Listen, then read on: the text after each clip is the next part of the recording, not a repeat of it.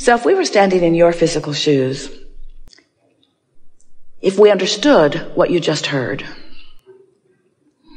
we would set an intention, a singular intention, be the only thing that we would put on our things to do today list.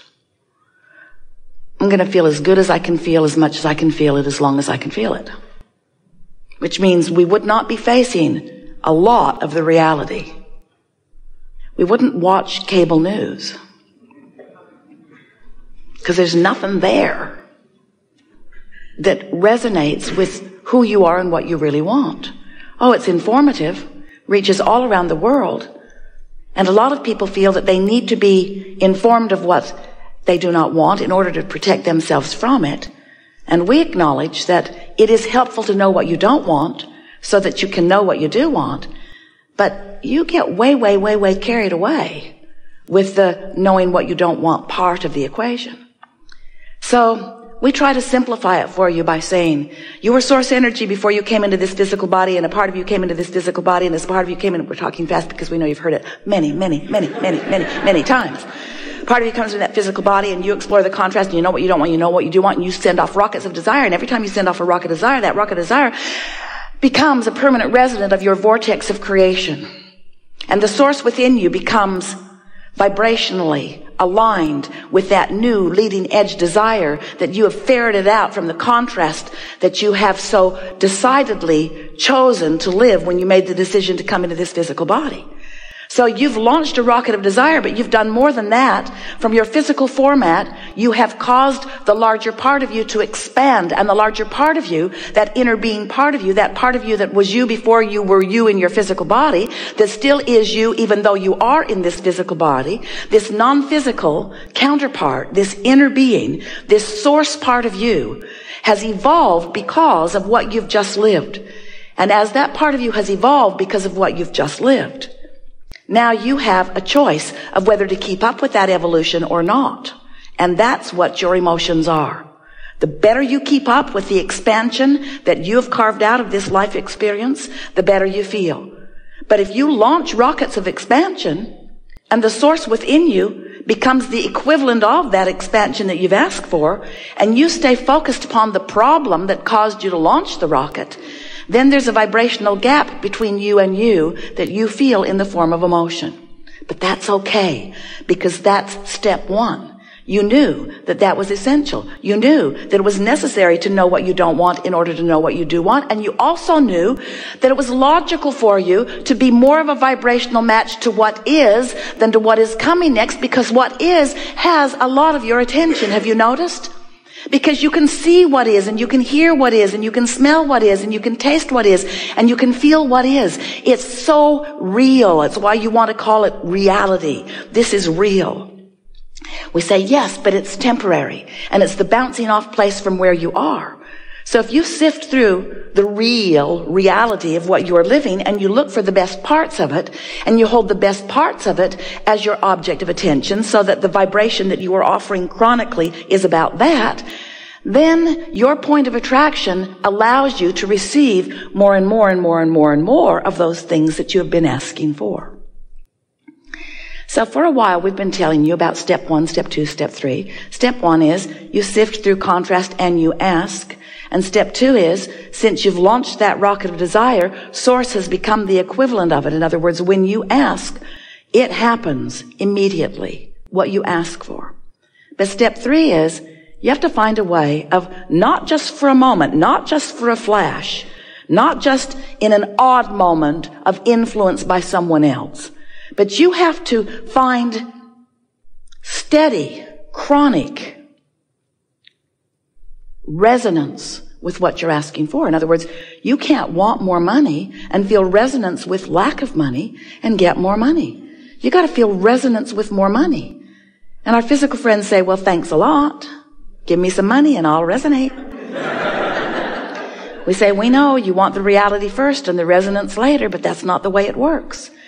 And often you say, well, I don't know for sure that that's true, Abraham, because I don't think I was being that deliberate about a lot of things in my life. And yet well-being pretty much surrounds me on lots of subjects. And we say that is because the well-being is the dominant part of that which you are about. It's natural for well-being to follow you. You had a lot of well-being resonance going before you even made your entrance into this physical body. That carries you, it does. But when you become deliberate about your vibration, when you deliberately offer your thoughts because you care about that resonance, now you're really cooking. Now you are a deliberate creator. Now you have so much control about what happens around you. And now, and only now, does life begin to really be pleasurable for you, because it takes all of the mystery out of it. It takes all of the chance and luck stuff away. It makes you understand that you can find a position after you've sorted through life, and you can deliberately hold to that vibrational position, and law of attraction will support that position with manifestational, actualized, see it, hear it, smell it, taste it, touch it, evidence. So we like it that you want to be the deliberate creator of your experience, because whether you know it or not, you are the creator of your experience. And a lot of people are doing a lot of that creation by default. They're just offering vibrations all over the place, and law of attraction is responding to it, and they like some of it and they don't like some of it. But the point is, they talk about all of it. So as you're talking about wanted, that's good. But as you're talking about not wanted, not so good, because all of it practices a vibration. And sometimes, without even meaning to, you practice a vibration that causes that step 3 part, that allowing part, not to happen. Oh, you want it. You want it so much. You want it so much, and Source has delivered it so fully. But you're not seeing it. You're not realizing it. It's not evidential to you yet because you're vibrationally off signal. Esther and those back at the office in San Antonio had a really wonderful experience in the last couple of months, because there's a beautiful water feature there. It's man-made.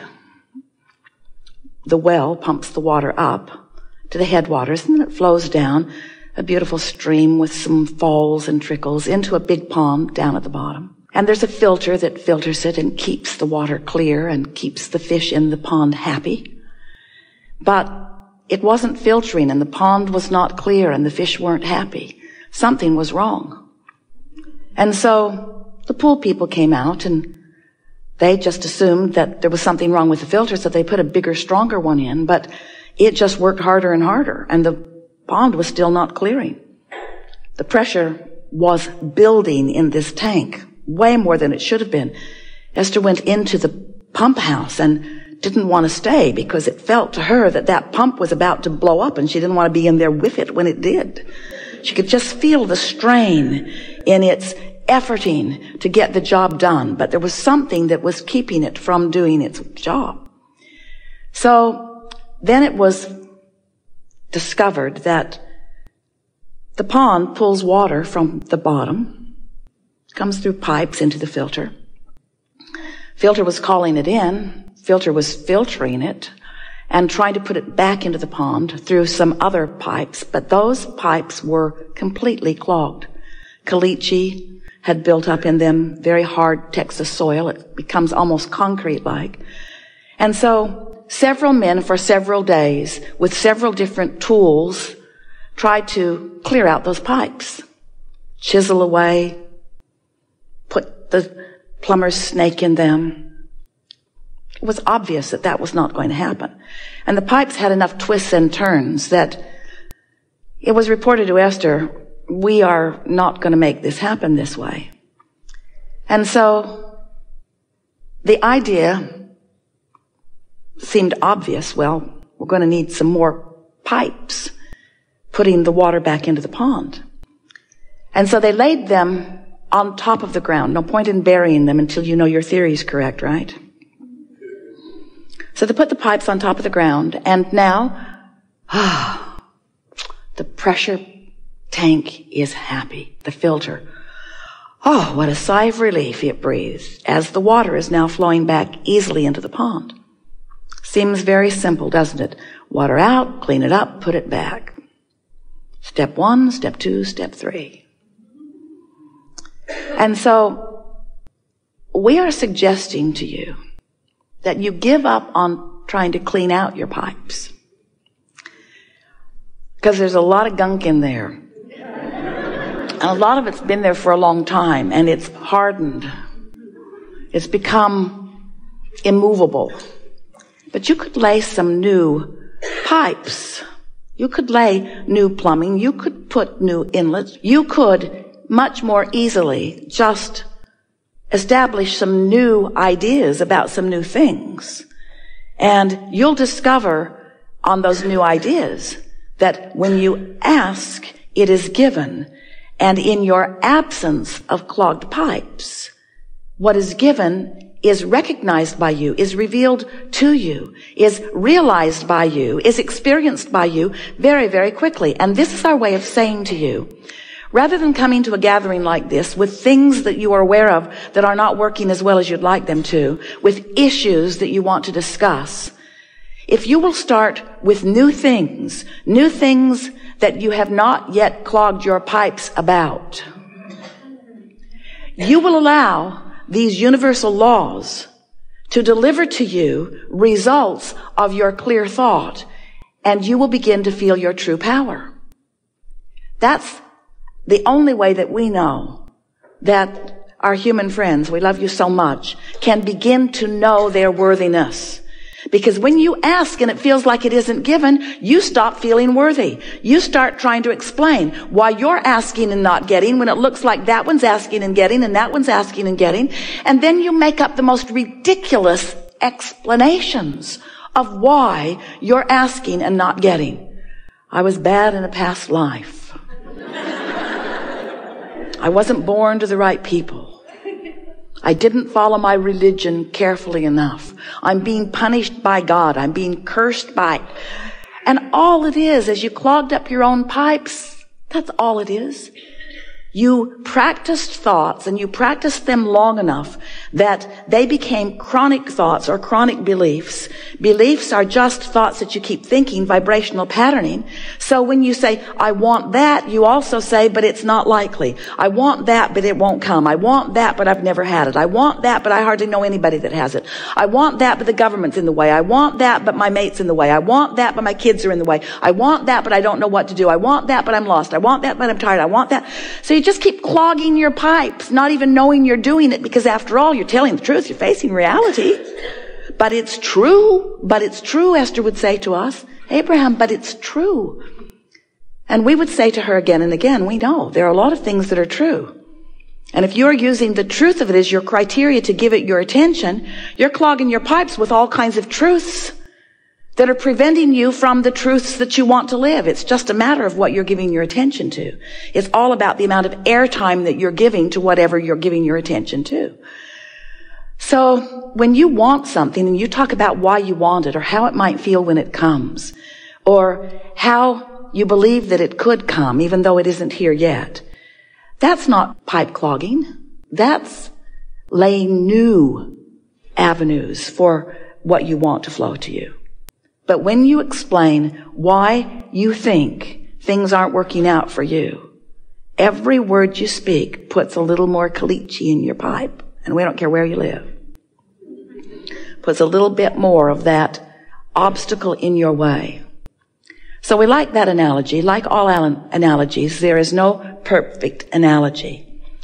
But we want you to realize that you are the creator of your own reality and that you get to choose what you're giving your attention to. And the more choices you make that feel good when you make them, the clearer your flow. And the more easy it is for you to be in the vibrational place to feel the inspiration so that what you want can begin to flow into your experience.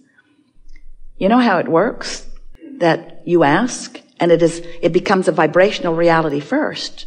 Our physical friends say, well, that's not very exciting to me. I don't want a vibrational reality. I want a real reality. I want one that I can experience with my physical senses and that others can observe as they look at me. And we say, well, then what you've got to do is figure out what you're doing with your point of attraction, because you put it into the vortex, and the vortex has been gathering all of the cooperative components for everything that you want and is delivering it back to you.